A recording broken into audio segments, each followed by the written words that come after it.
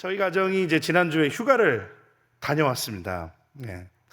우리 권사님이 또 오늘 말씀을 미리 보셨는지 기도할 때도 이 본문 말씀을 언급해 주셨는데, 담임 목사님께서 이제 설교에 대해서 말씀하라고 하실 때 딱 떠오르는 제 안의 묵상이 이 본문이었어요. 그 전주에 제가 휴가를 다녀와서 그런지 진정한 쉼은 어디인가 이런 생각을 하게 되더라고요. 왜냐하면, 네, 그렇죠. 여러분이 배려해 주시고 또 우리 교회에서 기도해 주시고 배려해 주셔서 굉장히 귀한 휴식의 시간이 됐습니다. 그건 사실입니다. 여러분 꼭 기억해 주십시오. 그건 사실인데, 여러분 혹시 후유증이라는 말을 들어보신 적 있으십니까? 휴가를 쉬러 갔다 왔는데 휴가를 다녀온 다음에 더 피곤한 거예요. 이상하게. 분명히 나는 휴가를 굉장히 좋게 즐겁게 다녀왔지만 휴가 후유증이 있더라고요. 많은 사람들이요, 쉬려고 좀 뭔가 쉼을 얻기 위해서 휴가를 떠났지만 이 휴가를 통해서 또 다른 수고와 짐을 가지고 오는 것이 우리의 삶의 아이러니가 아닐 수가 없습니다. 산으로 바다로 또 어떤 분들은 해외로 이렇게 나가시지만 돌아오고 나면 휴가에 쌓인 수고와 짐을 풀기 위해서 또 휴가를 가야겠다 이런 생각을 하게 된다는 것입니다. 여러분 도대체 우리는요 왜 쉴수록 더 피곤하고 휴가를 다녀와도 여전히 우리 마음 한구석에는 무언가 채워지지 않는 갈증을 느끼는 것일까? 지금 우리가 살아가는 이 시대는요 끊임없이 우리에게 더 열심히 일하고 더 많이 성취하라는 것을 속삭이고 있습니다. 그래야 루저가 되지 않는다. 그래야 너는 성공한다. 끊임없이 우리의 자녀들에게까지 그런 속삭임들이 이 시대가 지금 우리에게 그렇게 하고 있는 거죠. 그리고 그 대가로 휴식을 주겠다고 이야기합니다. 돈을 많이 벌면 좋은 휴양지를 가서 좋은 시설을 갖춘 리조트에서 휴식을 할 수 있어. 사람들이 그래서 흔히 휴식하면은 항상 영상에서 떠올리는 이미지가 뭐예요? 저 남쪽에 어딘가의 섬 그 리조트에서 이렇게 나오면서 망고 주스 이런 주스들이 나오죠. 그러면서 그런 이미지를 떠올리잖아요. 우리가 보통 이걸 휴식이라고 생각을 하면서 우리에게 속삭이는 거예요. 그러니까 너 이걸 얻으려면 더 열심히 일해야 돼. 너 이걸 얻으려면 좋은 대학 가야 돼. 너 이거 얻으려면 좋은 직장 다녀야 돼. 이렇게 속삭인다는 겁니다. 그런데 여러분 그 휴식은요 마치 이미 배터리가 없는 휴대폰을 껐다가 충전도 하지 않은 채 다시 켜는 것과 똑같다는 거예요. 우리의 영혼은 진정으로 재충전되지 못합니다. 이런 것들을 아무리 간다고 해도 우리가 물론 잠깐의 평안을 누리고 쉼을 누릴 수 있습니다. 그러나 결국 우리의 마음 한쪽 구석에 있는 이 해결되지 않는 삶의 무게에 다시 어때요? 금방 짓눌리고 마는 거죠. 그래서 정말 또 그렇다고 해서 날마다 휴가를 보내면 얼마나 좋을까 이렇게 생각하지만 또 노는 것도 사실 쉽지 않아요. 그렇죠? 어떤 분이 아까 그러시더라고요. 노는 사람 더 바쁘다고 그렇게 말씀하시는 거예요. 여러분 우리는요 일손을 멈추고 쉬는 휴식에 대해서는 참 많이 알고 있습니다. 그러나 아무 걱정 없이 평안을 누리는 안식에 대해서는 잘 이야기하지 않는 이런 시대를 살아가고 있습니다. 그런데 오늘 예수님께서는 오늘 우리가 읽은 마태복음 11장 28절에서 30절의 이 너무나 유명하고 너무나도 많이 여러분들이 아시고 있는 이 말씀을 통해서 우리에게 정말 정답을 제시하고 계십니다. 정말 우리에게 한결같이 이 초청하시는 그 예수님의 그 음성이 오늘 주의 말씀을 듣는 저와 여러분에게 함께 들려지는 그러한 시간이 되시기를 간절히 소망합니다. 먼저 예수님은요 수고하고 무거운 짐진 자들을 초대하십니다. 네, 여러분 마태복음 28장이 이렇게 시작하죠. 수고하고 무거운 짐진 자들아. 누구를 부르고 계십니까? 자격이 있습니까? 어떤 권력을 주는 자들에게 그렇게 하고 있습니까? 아니죠. 수고하고 무거운 짐진 자들 모두를 부르고 있습니다. 사회적 지위나 경제적 능력이나 도덕적 수준과 상관이 없습니다. 우리의 외적인 외모와 상관이 없습니다. 예수님 누구를 부르시고요? 수고하고 무거운 짐진 자들을 다 초청하고 계십니다. 그리고 예수님이 말씀하시는 것, 그러면 수고하고 무거운 짐진 자들은 누구냐? 오늘 첫 번째로 보니까 이 수고하는 자들에 대해서 헬라어 원문에 보니까 코피온테스라는 단어를 쓰고 있습니다. 이것을 수고하는 자들이라고 말하면서 무슨 이야기를 하냐면 이 지쳐 쓰러질 정도로 애를 쓰고 있는 상태를 보여줍니다. 그런데 중요한 건 뭐냐면 이것이 능동분사라는 거예요. 현재 능동분사. 그러니까 자기가 어떤 걸 이걸 이루기 위해서 애를 쓰고 있는 겁니다. 어떤 것들을 이 자격을 채우기 위해서 아니면 내 목표를 이루기 위해서, 그러니까 오늘날 우리로 하면 그 돈을 벌기 위해서 막 애를 쓰고 있는 거죠. 또 이런 것도 될 수 있습니다. 자신의 의로 하나님을 기쁘게 하려는 종교적인 노력도 될 수가 있죠. 하나님이 정말 우리에게 요구하시는 것이 아니라 나를 돋보이게 하고 싶어하는 종교적인 노력도 있을 수 있습니다. 또 완벽주의에 갇혀서 끊임없이 자신을 채찍질하는 그런 행위가 될 수 있습니다. 여러분, 지금 이 1세기의 유대 사회에는요, 율법의 613가지의 조항을 지켜야 했습니다. 그래서 그것을 이루려고, 그것을 지키려고다가 수많은 구전 전통을 지키려다가 지쳐버린 바리새인과 서기관들과 일반 유대인들이 너무나 많이 있었다는 거예요. 그러한 사람들에게 수고하고 무거운 짐진 자들아, 다 내게로 오라고 말씀하고 계십니다. 그들은 율법을 지키는 것만이 유일한 구원의 수단이라고 믿고 있었습니다. 그래서 끊임없이 노력합니다. 또 율법을 지킴을 통하여서 자기 자신을 드러내고 싶어 했죠. 길거리에서 기도하고 그렇게 보여줌을 통해서 자기 자신의 종교적인 어떤 우월감을 느끼고 싶어 했습니다. 그러한 노력들을 지금 이야기하고 있습니다. 우리 또한 이 시대를 살아가면서 어떻습니까? 많은 젊은이들이요, 소셜미디어에서 완벽한 삶을 추구하려고 합니다. 제가 이번에 또 휴가를 갔다 왔는데 그곳에서 많은 청년들이 뭘 했겠습니까? 사진을 찍습니다. 네. 가장 예쁘게 입고 화장을 이렇게 하고 휴양지에 와가지고 바닷가에 와가지고 풀 메이크업을 하고 예쁜 옷들을 입고 사진을 찍는 사람들이 너무 많더라고요. 그래서 어디에 올릴까요? 소셜 네트워크에 올리는 거예요. 인스타그램이라든지 페이스북이라든지 이런 거에 올리는 겁니다. 이것을 왜 올릴까요? 더 나은 나에 대해서 보여주고 싶은 거예요. 그러니까 지금 이 얼마나 피곤한 삶을 사는 겁니까? 나를 좋게 돋보이고 싶어 하는 거예요. 나를 그렇게 보이기 위해서 끊임없이 그렇게 발버둥치며 살아갑니다. 많은 시간과 돈을 투자합니다. 최근에 우리 뉴스에 자주 회자되는 어떤 분은 그렇게 명품을 많이 받으셨잖아요. 네, 그렇기 위해서, 그죠?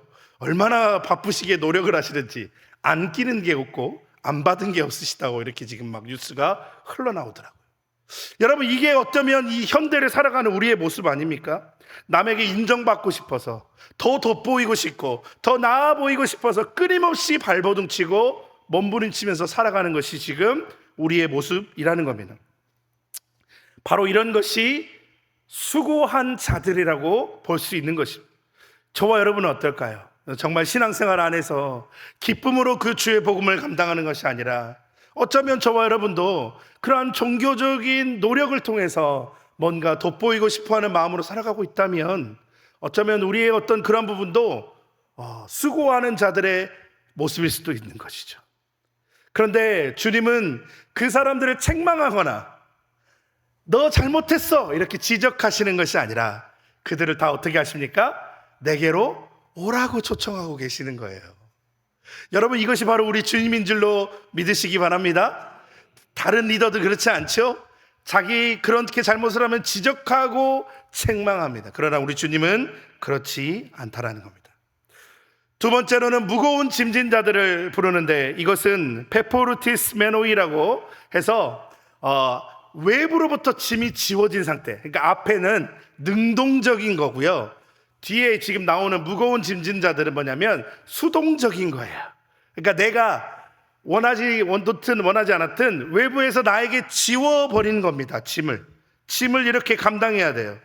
개인이 통제할 수 없는 상황으로 인해서 짓눌린 사람들이라고 어떤 주석학자가 이렇게 이야기한 것을 보았습니다.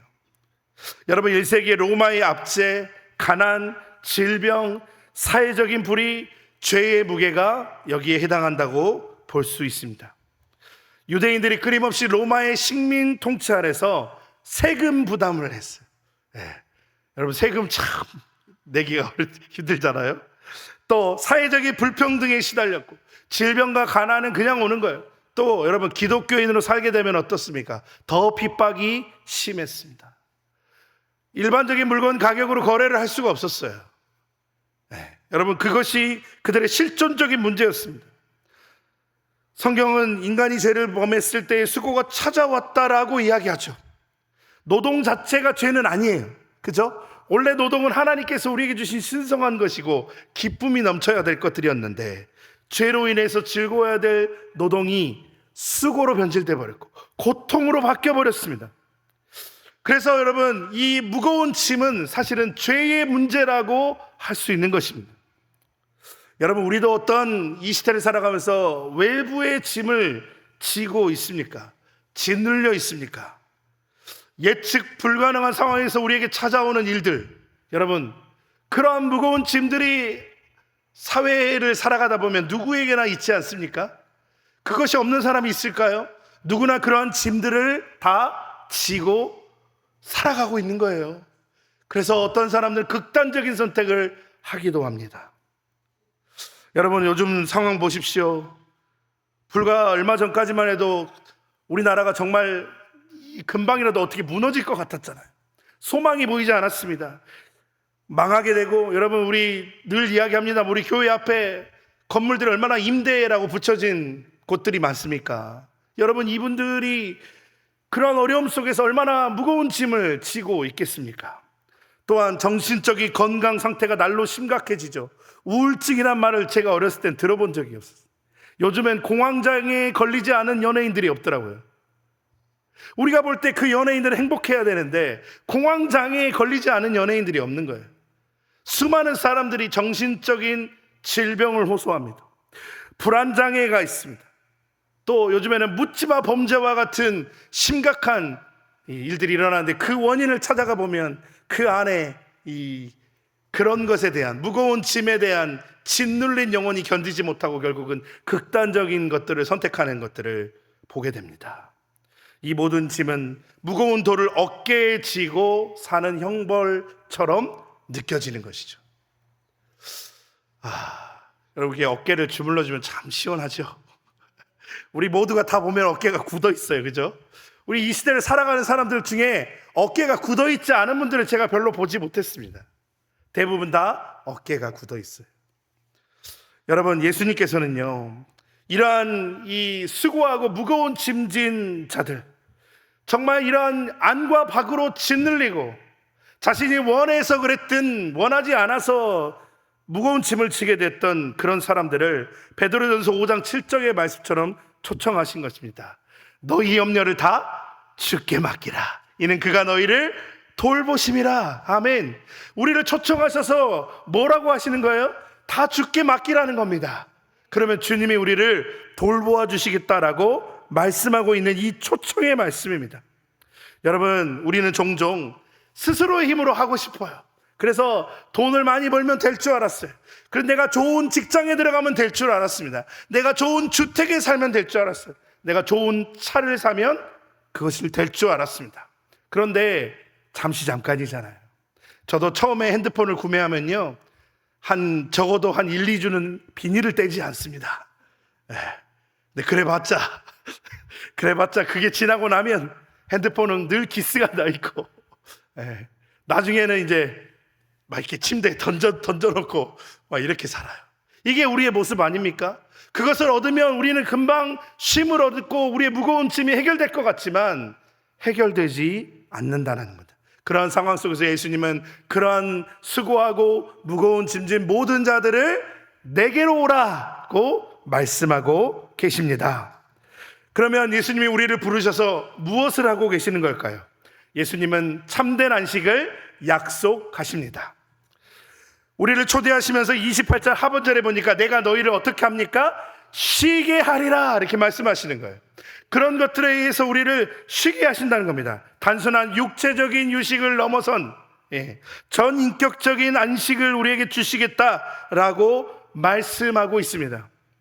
이 안식은 세상이 줄 수 있는 것과 다르다고 요한복음 14장 27절에서 평안을 너희에게 끼치노니 곧 나의 평안을 너희에게 주노라. 내가 너희에게 주는 것은 세상이 주는 것과 같이 아니하리라. 너희는 마음에 근심하지도 말고 두려워하지도 말라. 이렇게 말씀하고 있습니다. 여러분, 세상의 심은 어떻습니까? 우리가 세상으로부터 짐을 덜어내려고 하는 모든 것들은 다 일시적입니다. 그런데 주님은 세상과 다른 것을 우리에게 주신대요. 그것들은 오히려 세상의 것들은 우리를 피로하게 합니다. 여러분, 재산을 많이 쌓으면 그걸 지키기 위해서 또 노력해야 돼요. 그래도 있었으면 좋겠지요. 여러분, 그러나 여러분 또 거기에 맞는 수고와 짐이 있습니다. 세상의 짐은 한계가 있습니다. 일시적입니다. 세상의 방법들은 다 그런 것입니다. 그러나 예수님께서 주시는 안식은 영혼의 깊은 곳에서 우리를 치유하시는 그 평안이라는 거예요. 평화로다. 여러분, 우리 안에서 그것이 솟구치게 하시는 거예요. 여러분, 그것이 오늘 예수님이 초청하셔서 저와 여러분에게 하시는 일이라는 것을 기억하시기 바랍니다. 그러므로 늘 우리가 주의 이름으로 우리가 나아가야 될 것은 무엇일까요? 주의 그 부르심 앞에, 그래 나는 수고한 자야, 그래 나는 무거운 자야 라고 나 자신을 인정하며 주님 앞에 나아가야 된다는 거예요. 죄로부터 자유함을 얻게 하시고 율법주의의 멍에로부터 해방하시고 하나님과의 관계를 회복시켜 주셨습니다. 그래서 우리가 그 고통과 수고로부터 해방되게 하신다는 거예요. 여러분, 우리는 세상적인 방법을 많이 찾죠. 여러분, 쉴 때 뭐 하세요? 성경 읽으시죠? 말씀 보고 계시죠? 그거 맞죠? 그런데 요즘 제가 한번 통계조사를 찾아봤더니 많은 사람들이 무엇을 할까? 넷플릭스를 정주행하거나 스마트폰에 게시글을 보거나 유튜브를 뒤적거린다라는 것이 현대인들이 가장 많이 쉴 때 하는 행동이라고 하여, 심지어는 휴가를 어떻게 보낼 건가요? 라고 물어봤더니 나 그냥 아무도 없는 데 가서 그거 하고 싶다고 이렇게 말하는 청년들도 있더라고요. 이것이 여러분 잠시 현실을 잊게 해줄 것 같습니다. 그러나 우리의 영혼을 진정으로 재충전시켜주지는 못한다는 겁니다. 마치 배터리 없는 휴대폰, 아까 얘기했죠. 잠시 꺼두고 충전도 못하면서 다시 키면 뭐합니까? 그대로 우리는 잠깐 약간의 쉼은 있지요. 그러나 예수님이 주시는 안식은 어떨까요? 완전히 다르다고 이야기합니다. 이 안식은 도피가 아닙니다. 이 안식은요, 우리의 짐을 대신 져주시는 그 예수님께로 나아가는 관계 회복에서 일어나기 때문에 그렇습니다.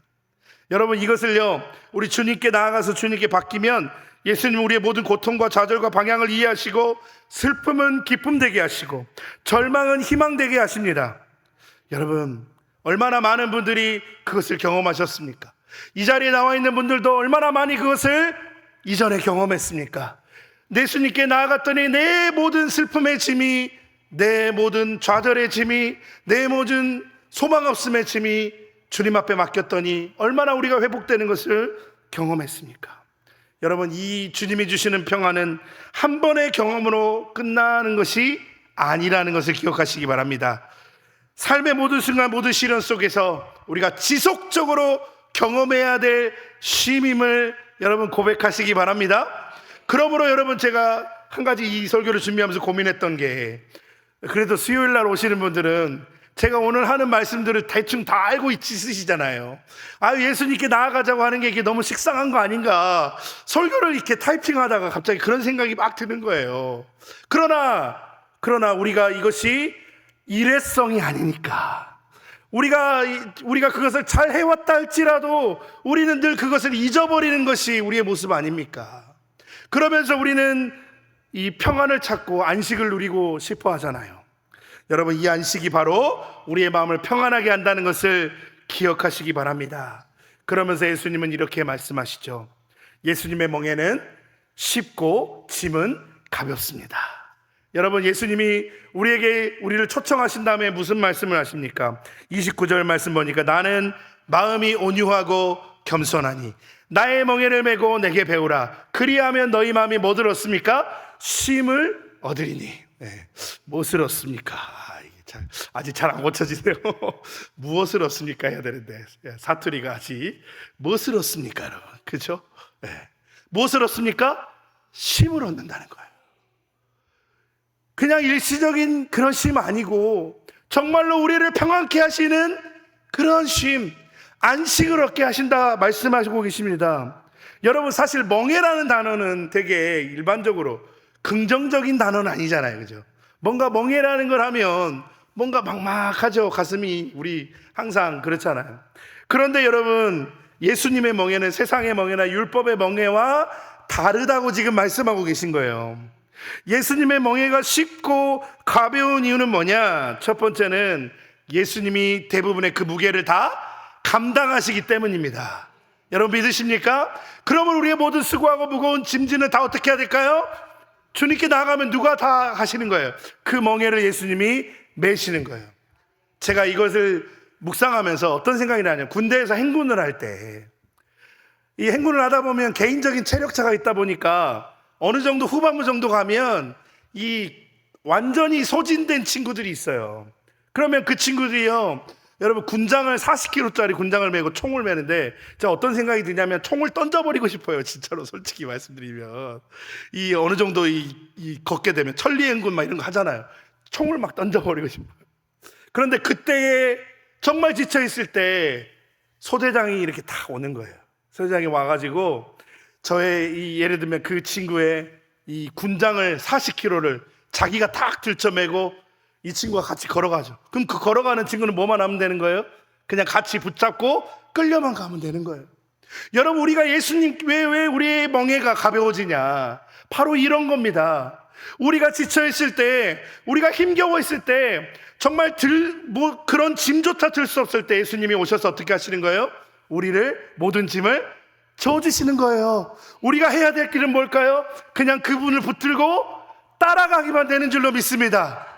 그렇게 해주신다는 거예요. 그래서 예수님이 주시는 짐을 우리 쉽고 가볍다고 하시는 겁니다. 예수님은 우리에게 짐을 없애주시는 게 아니에요. 짐이 없어졌으면 좋겠어요. 그런데 짐을 지는 방식을 바꾸어 주시는 겁니다. 여러분, 또 두 번째 이유는 무엇일까? 왜 멍에가 쉽고 가벼울까? 그것은 그분의 성품을 배우는 것이기 때문에. 온유, 또 뭐라고 합니까? 겸손. 여러분, 이것을 내게 와서 배우라고 말씀하시죠. 여러분, 이 온유는요, 자신의 뜻을 꺾는 것을 이야기하는 거예요. 이 단지 그냥 성품이 조용하고 착하고 말 잘 듣고 이런 걸 말하는 게 아니라 자신의 욕구를 꺾고 자신의 뜻을 꺾고 하나님의 말씀에 순종하는 겁니다. 그것을 배우라고 하시는 거예요. 예수님 앞에 나와서 우리가 해야 될 일이 뭘까요? 하나님 뜻에 맞추는 거예요. 내 뜻을 꺾어야 되는 거예요. 여러분, 사실 보면 우리가 대부분 힘든 이유 중에 하나가 뭘까요? 우리의 뜻을 꺾지를 못하는 거예요. 그래서 여러분, 세상 사람들이, 예수님을 모르는 세상 사람들이 자꾸 뭐라 그럽니까? 다 내려놓으라고 그렇게 이야기하죠. 세상의 방법도 그렇게 이야기하는데 예수님은 이미 수천 년 전에 이렇게 말씀하고 계신 거예요. 또 겸손은 무엇일까요? 겸손은요, 자신의 부족함을 인정하는 겁니다. 자신의 생각이나 경험을 주장하는 것보다 하나님의 말씀과 성령의 뜻에 귀를 기울이는 태도를 겸손으로 이야기하시는 거예요.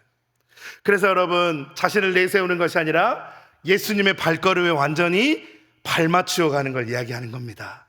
나는 이렇게 해야 되는데, 내가 걸을 때 이렇게 해야 빠르던데, 다 내려놓는 거예요. 주님이 천천히 가시면 천천히 가고, 빨리 가시면 빨리 가고, 이렇게 하는 것이 우리의 모습이라는 겁니다. 그래서 여러분, 이것이 오늘날 우리 살아가는 우리에게 어떻게 그러면 나타날 수 있을까? 여러분, 제키 로빈슨이라는 선수가 있었습니다. 제키 로빈슨. 저는 야구를 좀 참 좋아하는데요, 이 메이저리그의 가장 최초의 흑인 선수였어요. 그러니까 여러분, 미국이 뭐 굉장히 좋은 나라라고 하지만 아직도 인종차별이 있잖아요. 그런데 저 때 당시는 더 심했어요. 아유, 우리도 좀 안 좋은 언어로 막 이야기하죠. 얼굴 색깔 가지고. 그러니까 막 그렇게 차별받고 엄청난 모욕 속에서 경기를 했습니다. 그런데 여러분, 수많은 멸시와 환난이라는 무거운 멍에를 짊어졌지만 그가 예수님의 이 말씀을 보고 그렇게 하기로 결정했다는 거예요. 그래서 그들을 용서하기로 결정했다는 거예요. 그리고 그가 어떻게 됐냐? 그는 지금도 제키 로빈스 데이라고 해서 메이저리그 경기가 그 날에는 다 이 사람의 번호가 달린 이 등번호가 달린 유니폼을 입고 경기를 하는 그런 전설적인 선수가 되었다는 겁니다. 만약에 그가 자신에게 주어진 이 멍에나 그 흑인으로서 받는 차별이나 이런 것들 때문에 막 자기의 정욕대로 반응했다면, 정말 사회와 싸우고 막 다 깨부시고 이런 것으로만 반응했다면 어떻게 됐을까? 그가 훌륭한 선수는 될 수 있을지언정 지금도 회자되는 전설적인 선수는 되지 않았을 거예요. 여러분, 이처럼 예수님의 멍에는 우리를 억압하는 게 아니에요.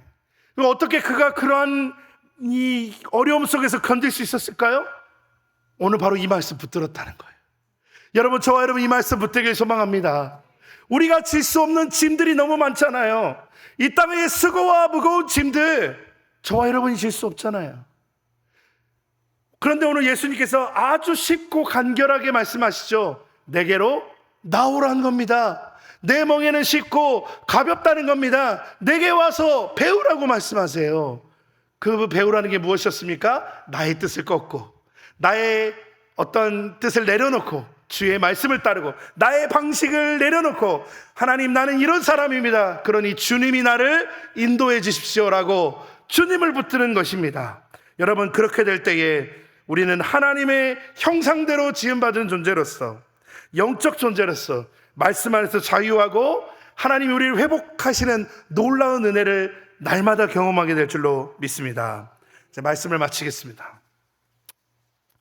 사랑하는 성도 여러분, 오늘 우리는 이 멍에, 예수님이 이 내 멍에는 쉽고 내 짐은 가볍다고 말씀하시는 분명한 초청의 음성을 들었습니다. 우리 너무나 많이 알고 있는 유명한 말씀이잖아요. 이 자리에서 이 말씀 모르셨던 분이 있을까요? 모두가 아시는 말씀입니다. 그래서 예수님은 우리에게 진정한 안식에 대해서 여전히 말씀하고 계시고, 여전히 지금도 저와 여러분을 초청하고 계십니다. 우리의 죄를 회개하고 예수 그리스도를 구원자와 주인으로 고백하는 믿음의 걸음들을 이 자리에 있는 분들은 다 지금 걷고 계신 분입니다. 중요한 것은 뭐냐면, 이것은 단회성으로 한 번만 하는 것이 아니에요. 우리는 날마다 주님과 동행해야 되는 관계의 문제라는 것입니다. 그러므로 여러분, 많은 학생들은 방학을 했잖아요. 이제 우리는 개학해야 됩니다. 이제 여러분, 우리가 좀 다시 예수님과 동행하는 그러한 모습으로 우리가 나아가기를 소망합니다. 구체적인 계획을 세웠으면 좋겠습니다. 이렇게 말로만 하고 그치면 그냥 듣고 끝나더라고요. 여러분, 오늘 기도하실 때 하나님, 저 어떻게 했으면 좋겠습니까? 물어보시고, 제가 말씀을 몇 분 읽을까요? 제가 쉴 때 핸드폰 보는 거 좀 더 줄이고 제가 주의 말씀 보겠습니다.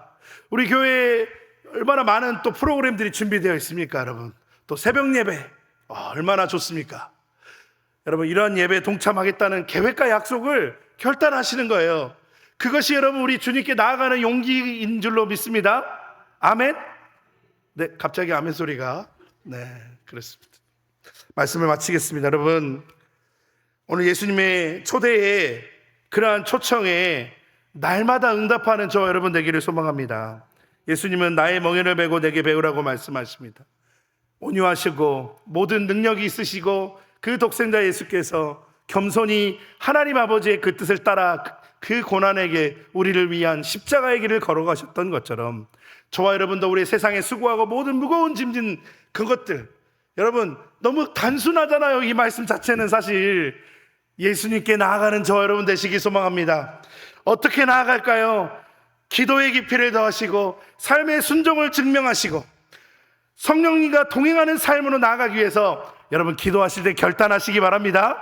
하나님, 저 뭐 할까요? 꼭 이렇게 물어보시기 바랍니다. 하나님, 저 뭐 했으면 좋겠습니까? 제 삶에 뭐가 필요합니까? 그때 성령께서 함께 해주실 줄로 믿습니다. 오늘 여러분 이 한 주간에 또 이 삶의 작은 순간 속에서 우리를 초청하시는 그 주님을 만나고 동행하면서 그 모든 짐을 가볍게 되는 놀라운 변화를 경험하시는 저와 여러분들 되시기를 간절히 소망합니다.